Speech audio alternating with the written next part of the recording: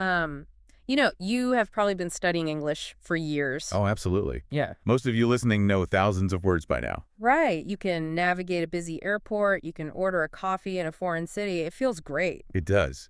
But then, well, you talk to a native speaker, Yeah. and they tell you to, hang on, because their schedules just blew up. And your brain just completely stops working. Exactly. Yeah. You are just standing there, and you realize your English is maybe not as fluent as you thought. It is a really heavy blow. And welcome to today's deep dive, where we are talking about that exact feeling. We are focusing on what teachers call the intermediate plateau. Right, that middle ground where you know enough to survive, but real natural communication just feels, impossible. To figure out how to break through this wall, we have an amazing stack of sources today. We do. We are looking at official frameworks like the CEFR guides from V-Test and Take IELTS, some great pop culture vocabulary lists, and a really cool 2025 academic study on reading strategies. But our mission today is very practical.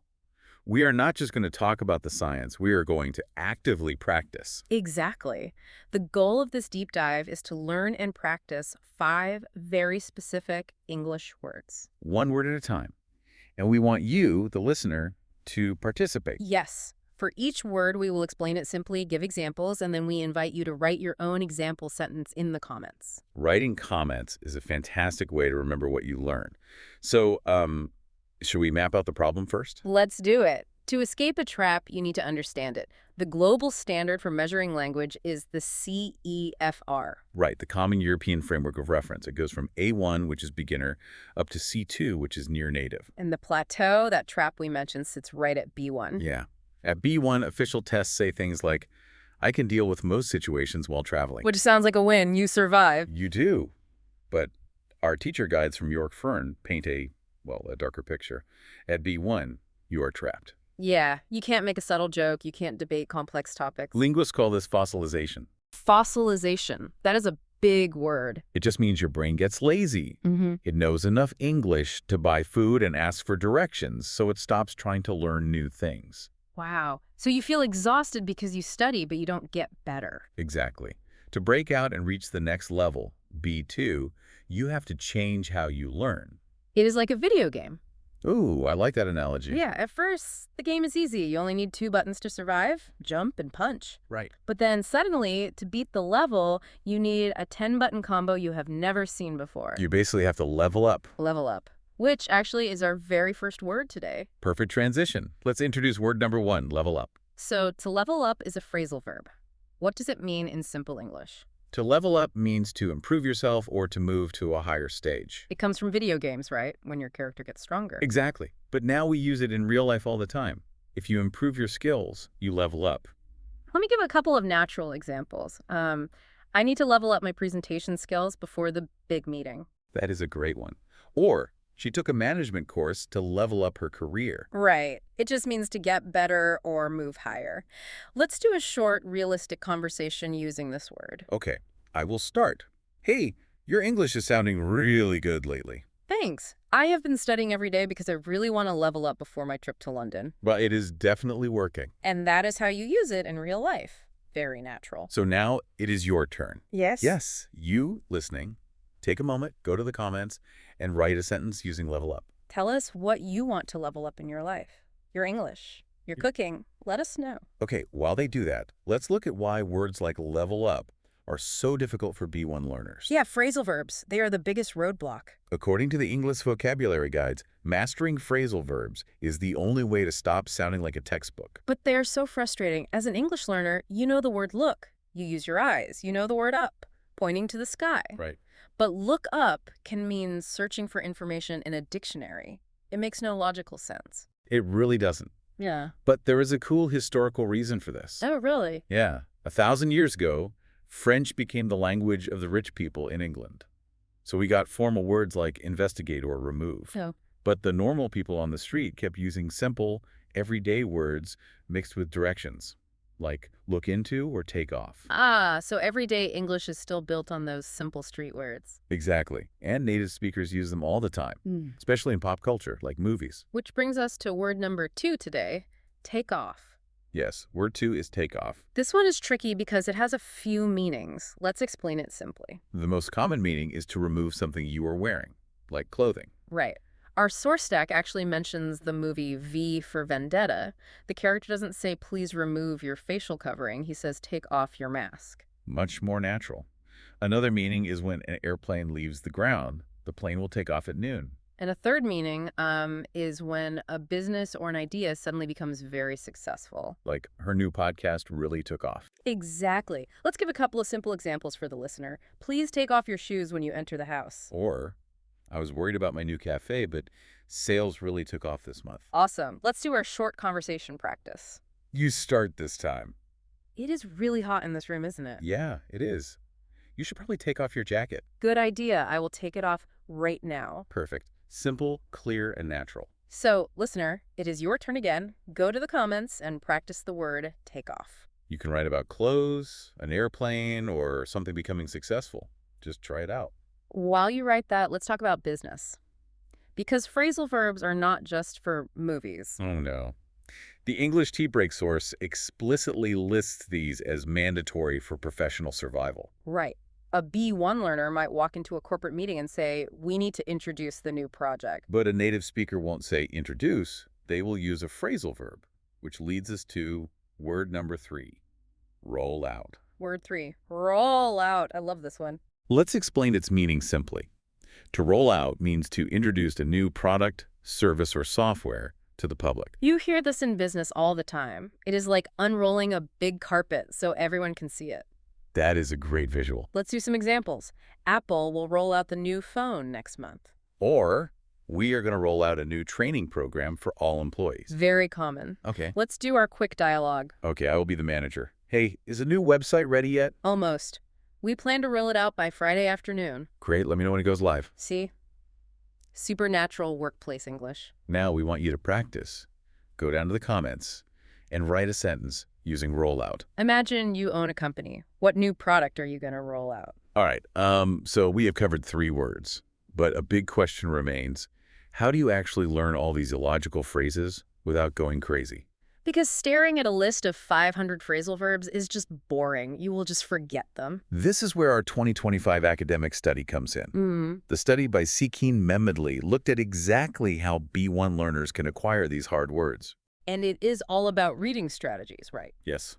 The study looked at 120 foreign language learners. They divided them into groups to see what kind of reading works best. And one group did what they call extensive reading. Right. Extensive reading is reading for pleasure, reading long stories. But the rule was they were not allowed to stop and look up unknown words. Oh, wow. That sounds uncomfortable. It is. But the researchers found that pushing through that discomfort trains your brain. So if you read a sentence and you don't know a word, you just use the context to guess what it means. Exactly. And over time, your brain just maps the meaning naturally. Like if you are reading a business email and someone says they need to reach out to you. Yes, which is word number 4, reach out. Word 4, reach out. Let's explain this one clearly. To reach out simply means to contact someone, usually to ask for help, give information, or just check on them. Literally, it means to stretch your arm out. But conversationally, it means sending an email or making a phone call. Here are a couple of examples. If you have any questions, please reach out to our support team. Or, I haven't spoken to my old friend in years. I think I will reach out to him today. It is such a warm, friendly way to say contact. Let's practice with a short conversation. Okay, I will start. I am really struggling with this math homework. Well, you should reach out to the teacher. I'm sure she can explain it. Yeah, I will reach out to her after class. Perfect. Super easy, super common. All right, listeners, you know what to do. Jump into the comments and write a sentence using reach out. Who are you going to reach out to this week? A friend? A colleague? Let us know. So going back to the study, we talked about extensive reading, reading fast for a context, but there were 2 other strategies tested. Yes. The researchers also tested intensive reading. That is the slow, heavy lifting, right? Right. Intensive reading is when you read short text and stop at every single unknown word. Yeah. You look it up, you write it down, you study the grammar. It builds a lot of vocabulary, but it is exhausting. Extremely. Which is why the third strategy is the most important for keeping you motivated. Interactive reading. Interactive reading, what is that? It is when you make reading social. You read something, and then you discuss it with other people. You share ideas. Oh, like what we are doing right now. Exactly. Listening to a deep dive, learning words, and then interacting in the comments. It creates social motivation. Because learning alone can get lonely. You need people to keep you accountable. You need to, well, finish what you start. Which brings us to our final word today. Word number 5. Follow through. Word 5, follow through. This is a very powerful word. Let's explain it simply. To follow through means to complete an action that you started or promised to do. It actually comes from sports. Like when you swing a tennis racket, you can't just stop when you hit the ball. You have to keep swinging. You have to follow through. Exactly. And in daily life, it means keeping your promises. Let me give you some examples. He promised to help me move to a new apartment, but he didn't follow through. Or she has great ideas for the company, but she needs to follow through and actually build them. Yes, it is all about action. Let's do our final short dialogue. You start. I told my boss I would organize the team dinner this Friday. Oh, that is a lot of work. Are you going to follow through with it? Yes, I already booked the restaurant, so I can definitely follow through. Fantastic. It just means getting it done. Okay, listener, this is your last chance for today. Go to the comments and write a sentence using follow through. Think about a goal you have. How will you follow through on it? Awesome. So we have covered a lot of ground today. Let's do a short, calm recap of all 5 words we learned. Good idea. Word 1 was level up. Which means to improve yourself or move to a higher stage. Word 2 was take off. To remove clothing, for an airplane to leave the ground, or to suddenly become successful. Word 3 was roll out. To introduce a new product or service to the public. Word 4 was reach out. Meaning to contact someone, usually for help or connection. And word 5 was follow through. To complete an action you promised or started. 5 incredibly useful phrasal verbs that native speakers use every single day. And learning them is exactly how you break past that B1 plateau. The 2025 study showed us that you need to combine different methods. Right. You need extensive practice like listening to this deep dive without stopping. You need intensive practice like studying the definitions of these 5 words. And you need interactive practice, which means writing those comments. Please choose one or even all 5 words and practice them below. We love seeing your sentences. We really do. Breaking the intermediate plateau takes work, but it is totally achievable. It is. Measuring your level and proving your worth to employers opens up international jobs, sure, but it also lets you make deep friendships with diverse people. It turns English from a stressful barrier into a really beautiful bridge. I love that. But I want to leave you with one final thought to mull over. Okay. Our sources talked about practical goals, passing tests, getting jobs. But scientists believe that the language we speak shapes how we think. Right, the theory of linguistic relativity. Yeah. So if you finally break out of the B1 plateau, Right. and you truly master all these emotional, historical, messy words, Oh, okay. does learning this new level of English just change how you communicate? Or does it actually change who you become when you speak it? That is a fascinating question. Something for you to think about the next time you are speaking English and you use a native phrase without even trying. Keep practicing, keep commenting, and don't worry about being perfect. Just try to follow through. Thank you so much for joining our deep dive today. We will be right here next time to help you level up your English again.